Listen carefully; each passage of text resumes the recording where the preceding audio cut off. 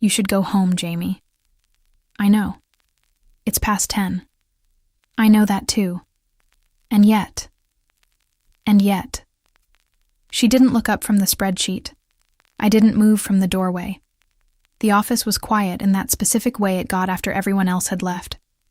Not empty, exactly, but hollowed out. Like the building itself was holding its breath. "Good night, Ms. Voss," I finally said. She looked up then, just for a second. Just long enough. "Good night, Jamie." I walked to the elevator. I pressed the button. I stared at my own reflection in the silver doors and told myself, for the 15th time that week, that it meant nothing. I'm going to tell you how I got to that doorway. I'm going to tell you all of it. If you want to hear uncensored, too hot for YouTube stories, check out my Patreon in the description. My life at the time had all the right components. I had a job I was proud of. A studio apartment in Midtown that cost too much and smelled faintly of fresh paint and ambition, which I liked to tell myself was the same thing. I had a group of friends I saw on weekends, a gym membership I used 3 times a week, a list of goals I kept in the Notes app on my phone and checked compulsively on Sunday nights. I was 26 years old and pointed in the right direction, and I had become very, very good at mistaking direction for happiness. I had been at Aldrin and Voss Capital for 14 months when I first realized something had quietly shifted, though I would not understand what had shifted or why for much longer than that. Let me tell you about the company first, because it matters. Aldrin and Voss was a boutique investment advisory firm on the 43rd floor of a building in Midtown Manhattan that had floor-to-ceiling windows on every side. On clear days, you could see the Hudson from the conference room.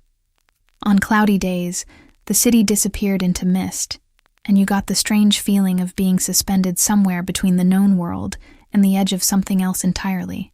I thought about that more than I should have, probably. There were 9 of us on the analyst team. Mira sat across from me and was my closest friend at work. The kind of person who could make you laugh at 11:30 in the morning on a Monday, which is a gift I didn't take for granted. She had been there 3 years longer than me, which meant she knew everything and told me most of it. "You want the rule of the office?" she said on my first week. "Easy. Everyone's terrified of the work, and everyone's terrified of Renata Voss. The founder, the managing partner, the woman who once made a senior director cry during a quarterly review and then bought the whole floor lunch afterward because, and I quote, professional standards and human decency are not mutually exclusive." I looked across the open-plan floor toward the glass-walled office at the far end. "Is she in there?" "She's always in there," Mira said. "Or she's in a meeting room, or she's on the phone, or she's on a flight somewhere. She's never not working. She gets here before the cleaning crew and she leaves after the security shift change. You'll get used to her." I did get used to her. That was the problem. Renata Voss was 41 years old. She had built the firm from 3 clients and a borrowed conference room 12 years before I arrived, which was the kind of origin story people repeated with reverence in the elevator. She was sharp in the way that very specific kind of intelligence is sharp. Not cold, but precise. She didn't waste words. She didn't perform warmth she didn't feel. But when she did speak to you with genuine attention, you felt it in your chest, like something had decided you were worth its full weight. She was the kind of woman who made you feel, in her presence, that you should be doing something slightly better than whatever you were currently doing. Not out of judgment. She wasn't unkind, but out of something contagious. She raised the room's standard just by being in it. I told myself I admired her. Which was true. I told myself it was professional admiration. The kind you feel for a mentor, a leader, someone who represents what success could look like. That was also true, for a while. The first time she stopped at my desk, not to give a directive, not in passing, but to actually stop and ask a question about an analysis I had stayed late to revise, I remember thinking, this is what it feels like when someone intelligent takes you seriously. I had not prepared myself for what came after that thought. She leaned over my screen. She was wearing a dark blazer, and she smelled faintly of something expensive and clean. Cedar, maybe, or something colder, winter adjacent. She pointed at a figure I had flagged and said, "Walk me through your reasoning here." I did. She listened with her full attention in that specific way she had. Not the polite nodding of someone waiting for you to finish, but actual listening. The kind that tracks every word. "That's a sharper read than the brief asked for," she said when I finished. "Is that a problem?" She almost smiled. "No." She straightened. She moved toward her office. I turned back to my screen and stared at it for approximately 30 seconds before understanding that I had no idea what I had been looking at. I told myself it was adrenaline, professional excitement. The satisfaction of having impressed someone I respected. I told myself that for a long time. The weeks became months. I became better at my job, and worse at explaining, even to myself, why I always knew the exact moment she walked into a room. Why I'd look up from my screen seconds before the glass doors opened, as if something in my body had its own alert system. Why a compliment from her, and they were rare, which made each one land differently than it should have, stayed in my head for the rest of the day like a song I hadn't chosen. I thought I was motivated. I thought I was driven. I thought I had found, in Renata Voss, the professional example I had been looking for since I arrived in this city with my master's degree and my list of goals. All of those things were partially true, but there was another truth underneath them that I was not ready to look at directly. Not yet.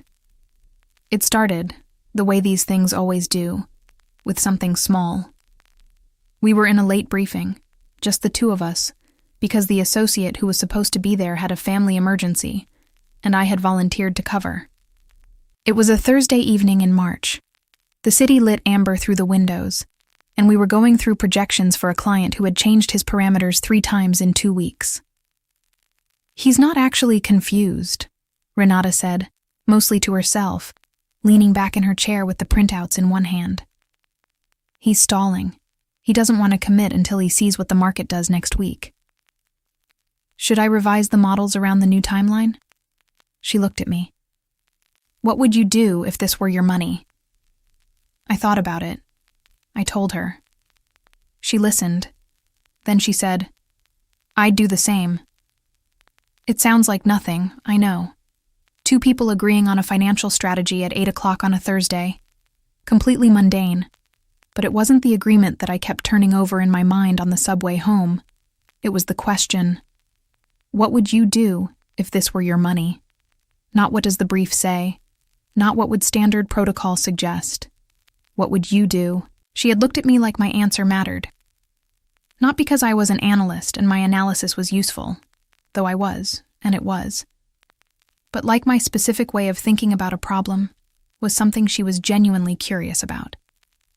I walked into my apartment that night, sat on the edge of my bed, and looked at the ceiling for a while. "Nothing is wrong with you," I told myself. "You like your job.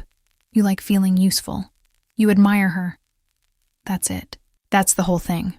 I almost believed it. The thing about working closely with someone is that proximity is its own kind of intimacy. You learn the shape of their attention. You learn what makes them go quiet and what makes their voice shift. I learned, over those months, that Renata got very still when she was calculating something difficult, not frozen, but conserving. That she took her coffee black until early afternoon, and then switched to tea, which she drank slowly with 2 hands around the cup. That she remembered the details of things people had said weeks ago, and referenced them in passing in ways that made you feel seen, even when you hadn't known you were visible. I learned that she came in early on Mondays because weekends, I eventually understood, were harder for her than workdays. I had put this together slowly, from fragments. She'd mentioned once, offhandedly, that her apartment had too many rooms. Another time she'd said that she worked best in the mornings, when the city was still deciding who it was going to be. I'd thought about that sentence for 3 days. Mira, who had the observational instincts of someone who had spent years cataloging human behavior in close quarters, said to me one afternoon, "You know, You've gotten very good at knowing what Renata's going to say before she says it. I've worked with her long enough. She sipped her coffee. She did not say anything else. The not saying was louder than the saying would have been. I told myself it was professional intuition, pattern recognition. I had worked in that office for over a year. Of course I knew how her mind worked. Of course I could anticipate her conclusions. That was what made me good at my job. But then there was the afternoon when she walked into the conference room, and I had already set out her files on the left side of the table, because that was where she always set them herself. And she stopped. She looked at the files. She looked at me. "Thank you," she said. It was a small word, 2 syllables.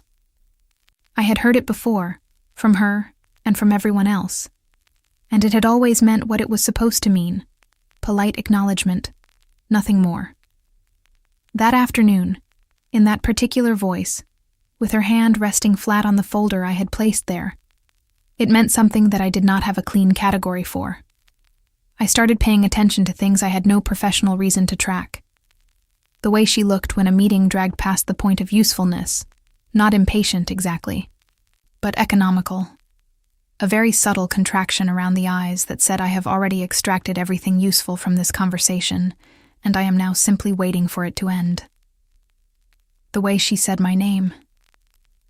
Jamie. Short even, professional. But with a particular quality of attention that I noticed the way you notice a key change in music. Something shifted when she said it. Something in me listened differently.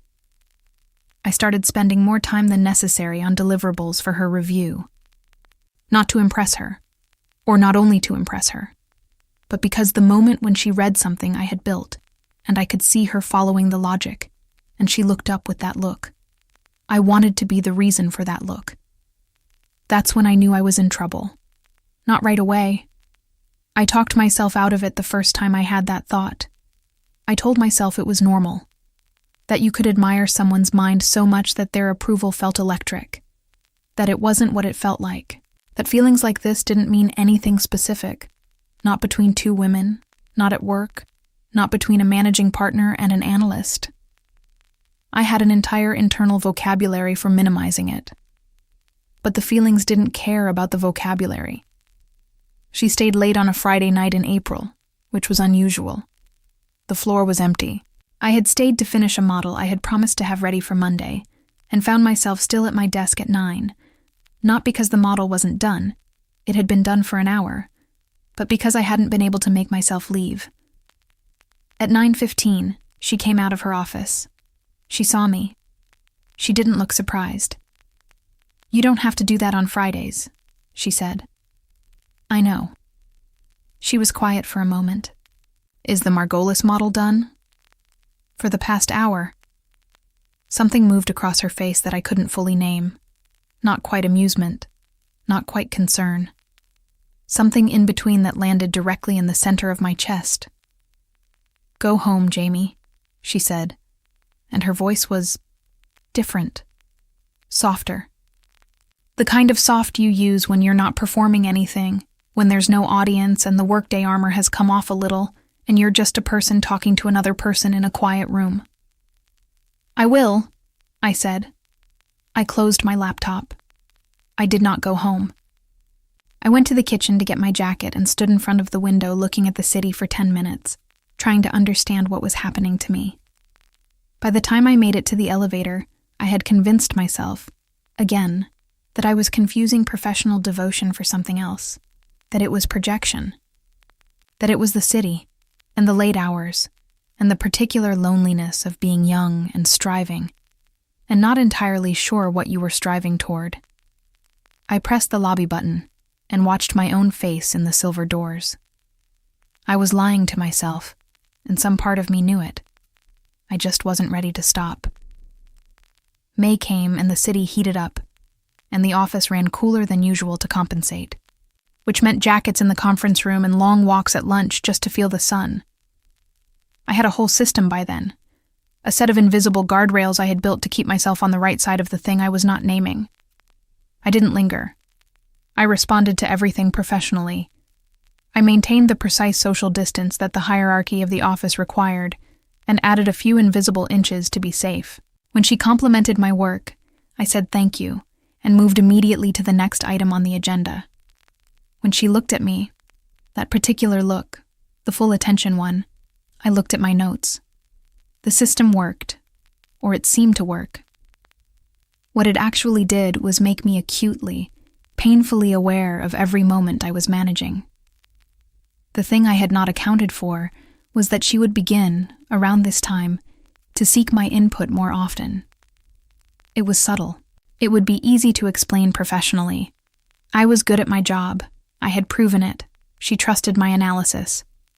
But it felt different from professional consultation. She would stop at my desk, not with a directive, but with a question. Not what are the numbers, but what do you think?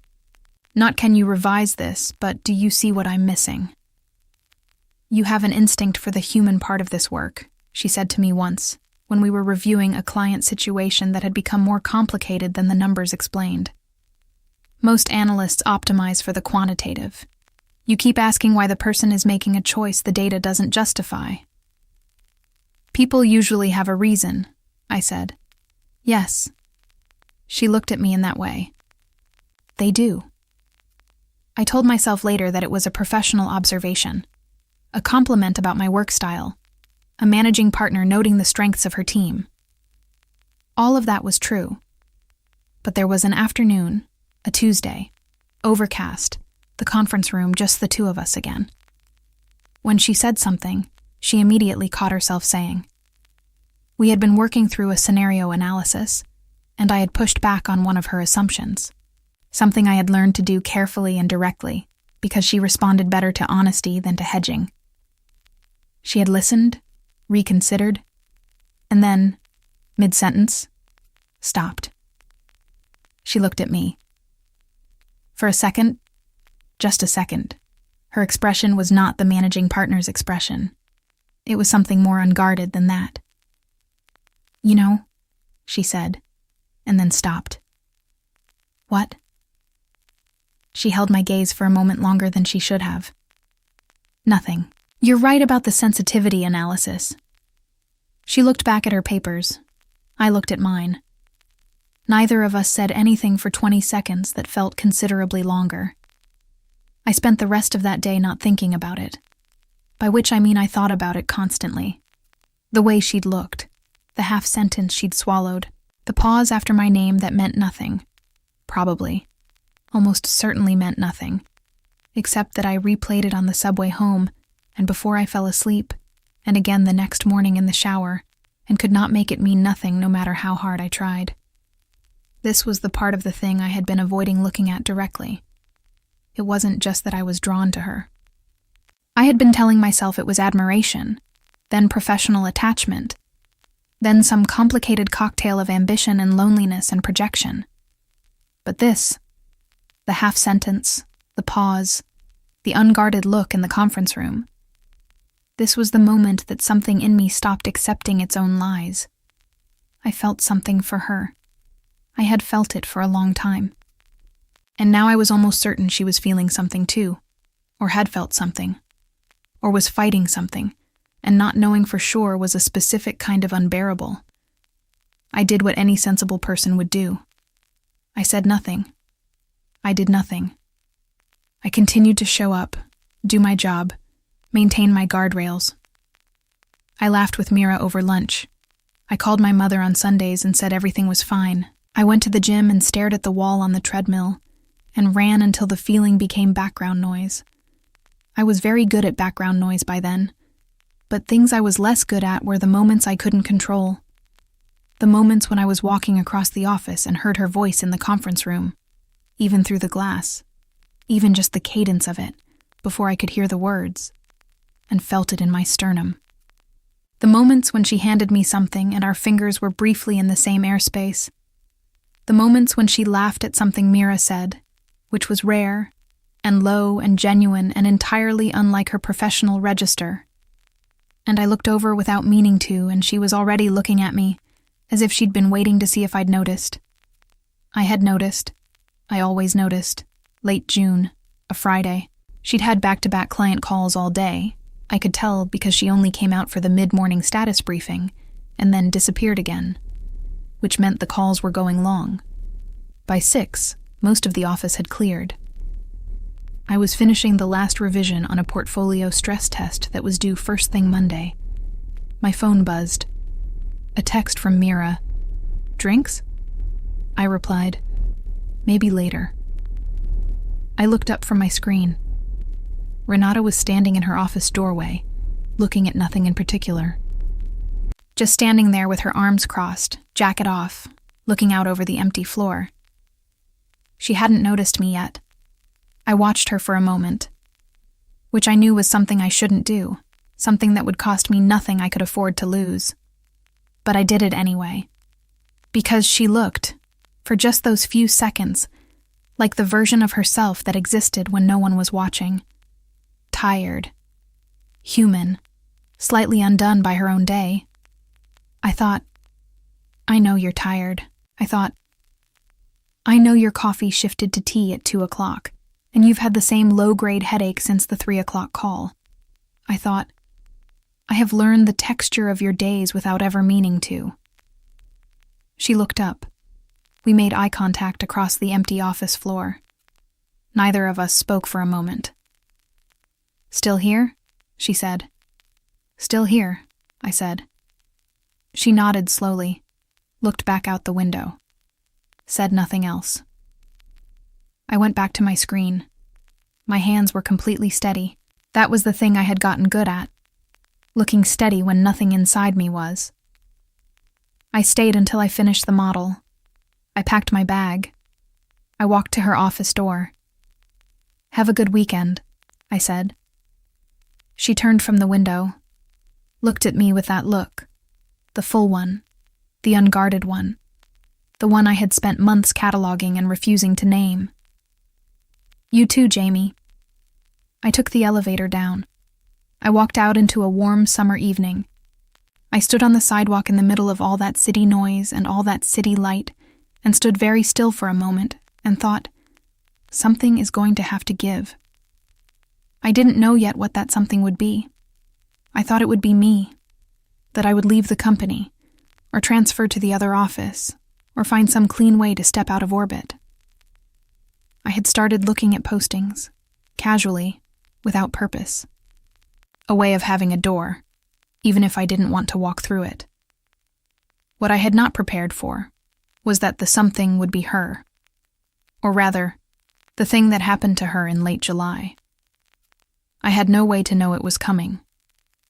But when it did, everything I had been carefully building around myself, all the guardrails, all the steady hands, all the background noise, fell apart in the space of one afternoon, and I stopped running from what I knew. But before we get there, if you've made it this far, you already know this feeling.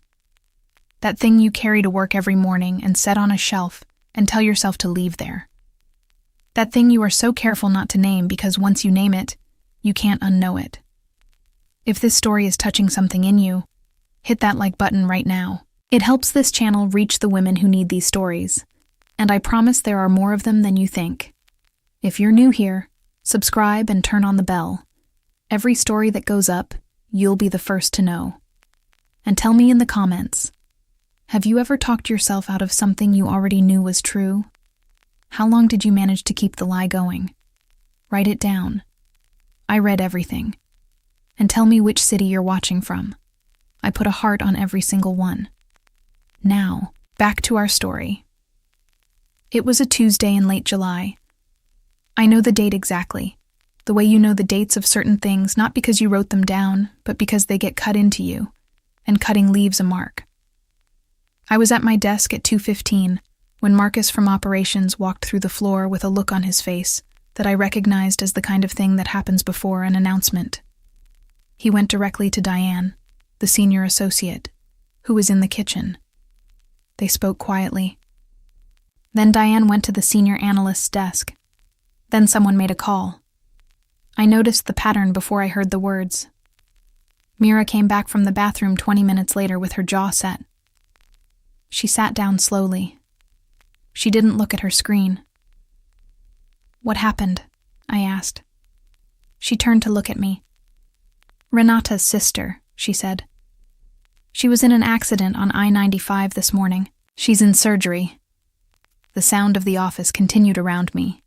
Keyboards, phones, the distant hum of the building. But I heard none of it. "Is she critical?" Mira said. "They had to airlift her." I looked at the glass-walled office at the end of the floor. It was empty.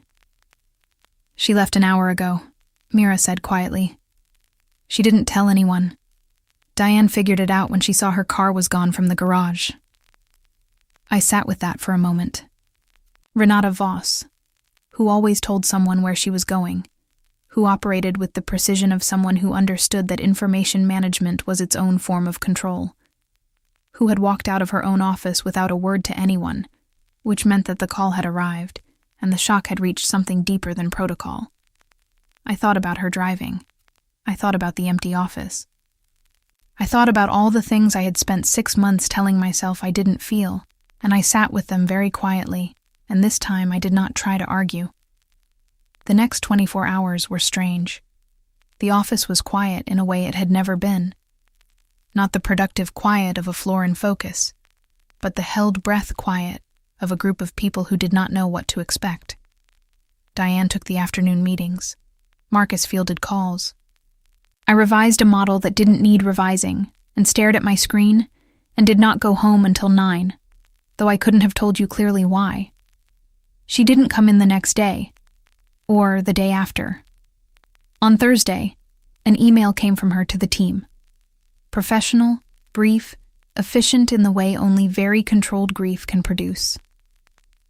Her sister was out of surgery. She was stable, but facing a significant recovery. Renata would be remote for 2 weeks. Diane had full authority. She expected the regular work to continue. Not one word about how she was. I read the email 3 times. Then I did something I had not done in all the months I had managed myself into careful behavior. I replied, not to the team thread, directly to her. I kept it short. I said, "I hope you and your family are okay. If there's anything you need from my end, any analysis, any report, anything at all, I'm here." No expectation of a reply. I sent it before I could think too carefully about whether I should. She replied the next morning. 6 words. "Thank you." That actually helped. I held my phone and read those 6 words for a long time. Then I made a decision. I didn't frame it to myself as a decision about feelings. I framed it as the kind of practical logic she herself would have applied. She was alone in a hospital waiting room, or in an empty apartment, or wherever people go when their carefully constructed lives suddenly crack at the foundation. She was someone who got here before the cleaning crew and had an apartment with too many rooms. She had, for whatever reason, spent the last 6 months looking at me differently than she looked at other people. And I had spent 6 months looking back, and whatever that was, whatever it meant, it was real enough that 6 words from her could make something in my chest go still. I drove to the hospital on Friday evening, not to her sister's floor. I had no right to that space. I went to the lobby and I texted her. "I'm downstairs. No pressure. I just thought you might want coffee that isn't from a vending machine." She took 12 minutes to respond. "Come up." She was sitting in a chair at the end of a corridor on the 4th floor. Jacket on, because she was always in a jacket. But her hair was down, which I had rarely seen in the office, and there was something very quiet about her that day. Not the quiet of controlled competence, but the quiet of someone who had been alone with something too large for too long. I sat down next to her. I handed her the coffee. For a while, neither of us said anything. The hospital sounds went on around us. Announcements, footsteps, the distant rhythm of machinery, the particular quality of institutional light. "She's going to have a long road," Renata said finally. "I know. She's my younger sister, by 5 years. A pause. She thinks I work too much. She's said it at every holiday since I was 30. Is she right? A moment. Probably. I waited. She called me last Sunday, she said. I let it go to voicemail. I was on a client call, and then I had reports to review, and then I forgot. Her voice was flat, even. I haven't listened to the voicemail yet. I understood what she was doing with that piece of information. She was telling me not as a confession, but as a fact she was trying to metabolize. The kind of guilt that is too sharp to hold softly. You'll listen to it when you're ready, I said. She turned and looked at me. Really looked at me, the way she had in that conference room months ago. Except this time there was nothing professional in it. Nothing managerial or measured. It was just her face, looking at mine, with all the armor down. I don't know why I told you that, she said. Maybe because I wasn't going to say the wrong thing. She was quiet. Then, how did you know you wouldn't say the wrong thing? I didn't, I said. I just thought, I don't know. I thought you might want someone to sit here who isn't trying to manage you right now. She looked away. She looked at the corridor. She breathed. Jamie. Her voice was different when she said it. Not the professional register. Not the managing partner who said my name with a crisp, efficient syllable. Something underneath that. Yeah. I owe you an honest conversation, she said. Not now. Not here. But I do. My heart did something I didn't have language for. Okay, I said. We sat in that corridor for another hour. We talked about her sister. Small, real things. The kind you only know about a person if you love them. We talked about nothing important, and all of it mattered. When a nurse came to tell her she could go back in, she stood and straightened her jacket in that way she had, that reflex of composure. She looked at me one more time. Thank you, she said. Not the professional thank you. Not the email version.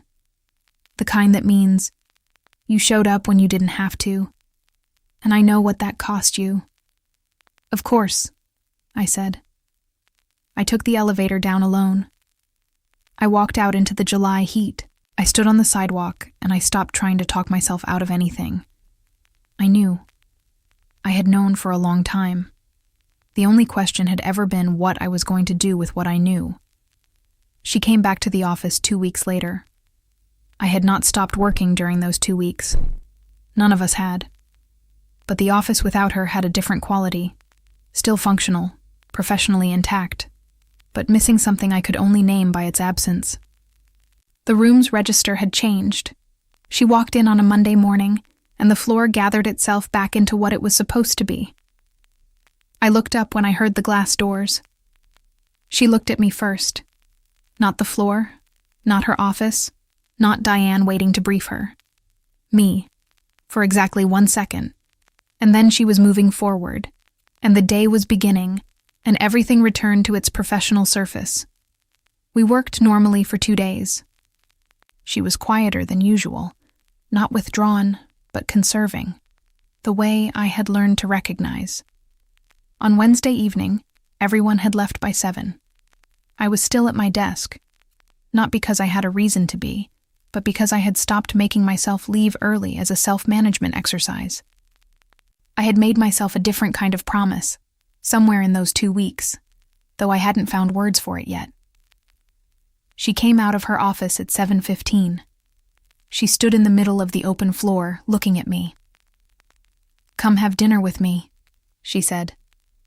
It wasn't a question. It also wasn't an order. It was the specific tone I had been learning for months. The one she used when something mattered, and she was choosing not to hedge it. "Okay," I said. We went to a small restaurant 3 blocks from the office. Corner table, low light. The kind of place where conversations could happen in private even in a full room. We ordered. We talked about the work briefly and then let it go, which was a thing she rarely did, and which told me everything about what this was. "My sister is going to need help," she said at some point. "She'll be in Boston, and I'll need to be there more than I've been anywhere except work for the past decade. A pause. I'm going to need to change some things. Is that hard? I asked. I built the work specifically to be the only thing that asked everything of me, she said. So yes, it is hard. And also... She stopped. She looked at her glass. Also, I think I built it that way on purpose. I waited. Because I was very good at work, she said, and I was less sure I was good at anything else. This was the honest conversation she had promised me in the hospital corridor. I understood that now. This was it.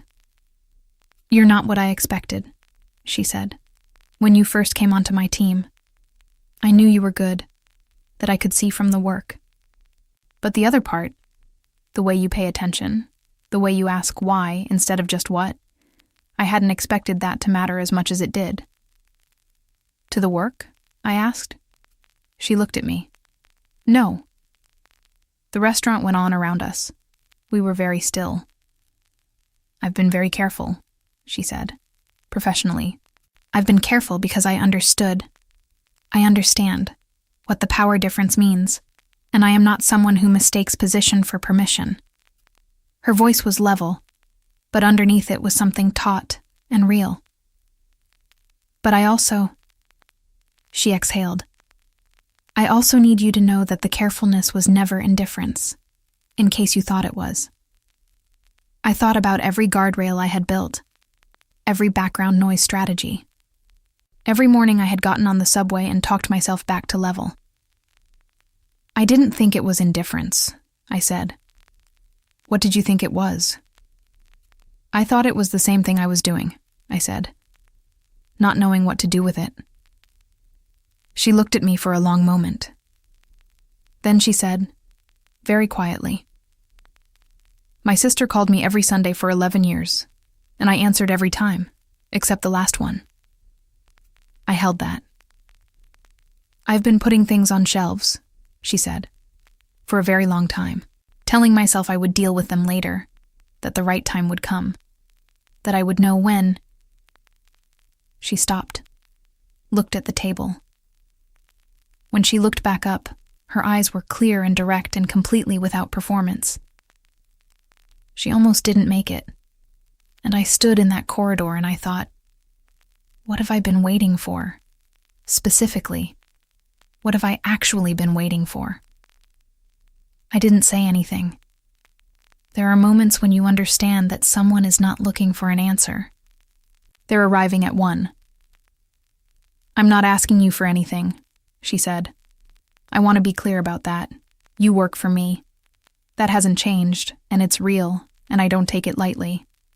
I'm not asking you to do anything with this conversation. What are you asking? A pause, her hands on the table. Still. I'm asking you to know, she said. That's all. I'm asking you to know what this has been, for me, because I am tired of a version of my life where I know something true and carry it without saying it, and the person in front of me doesn't get to know. The restaurant hummed softly around us. I looked at her hands on the table. I looked at her face. I had spent so many months managing this, containing it, running on the treadmill and revising finished models and taking long lunch walks and calling it professional clarity. I had spent months being very, very steady. I was done being steady. I know, I said. She held my gaze. I've known for a while, I said. I just didn't want to make it harder for you, being your employee. I thought the clean thing was to keep it somewhere it couldn't cost you anything. Something moved across her face. It was already costing me, she said. We sat with that. She listened to her sister's voicemail that night, she told me later. The one from the Sunday she hadn't answered. In it, her sister said, I saw a movie today that reminded me of you. Call me when you have 5 minutes. I love you, Renata. Don't work this weekend. She didn't say anything else about it. She didn't have to. 6 weeks after that dinner, I transferred to the associate track. not under her direct supervision, which we had both decided was the only honest way to proceed. She had told the managing board she was recommending the promotion based on merit, which it was. The conversation with Diane was careful and professional, and exactly as complicated as we had expected. It didn't ruin anything. Some things change the shape of what they were, and become something new without breaking. We were careful with it. We are still careful, in the ways that deserve care. But I remember the evening she told me she'd listened to the voicemail. We were sitting in the same corner table, same low light, 3 weeks after the dinner. She was quieter than usual, and I had stopped trying to fill her quiet with noise. I had gotten good at simply being in it with her. "I've been thinking about what you said," she told me, "at the hospital, about sitting with me without managing me. What about it?" "I want to learn how to do that," she said. "Be somewhere with someone without running the room." A pause. I think I forgot how. "I don't think you forgot," I said. "I think you gave yourself very good reasons not to need it." She looked at me. The full look. The one I had first seen across a conference table, then in a hospital corridor, then in a restaurant corner, and had spent months finding names for and discarding them all, because none of them were right. "Yeah," she said quietly. "I think that's right." I reached across the table. I rested my hand next to hers, not taking it, just placing mine close enough that she could feel the warmth if she wanted to. She turned her hand over. Her palm met mine. For a long time, neither of us said anything. The restaurant went on. The city went on. Somewhere on I-95, her sister was walking longer distances each day, recovering at the pace the body insists on regardless of what the mind demands. Somewhere in the office 3 blocks away, the floor was dark, and the conference room where we had first agreed on an analysis was empty, and the desk where I had sat for 14 months was waiting for tomorrow. And here, in a corner table in low light, a woman who had built a life to be the only thing that asked everything of her was holding my hand and not saying a word. That was enough. It was more than enough. It was everything I hadn't let myself want for a very long time. That's the thing about the worst moments. They crack the shell you didn't know you were living in. I didn't fall for Renata in spite of her loss. I reached her because of it. Because it stripped away everything neither of us had been willing to put down on our own. Sometimes the love that finds you is the one that shows up exactly when both of you finally ran out of reasons to keep hiding. If this story found you where you needed it, write together in the comments. That's how I'll know you made it all the way here with me. And if you want to stay in this world, the next story is already waiting for you on the screen. A big kiss. Until the next one. If you want to hear uncensored, too hot for YouTube stories, check out my Patreon in the description.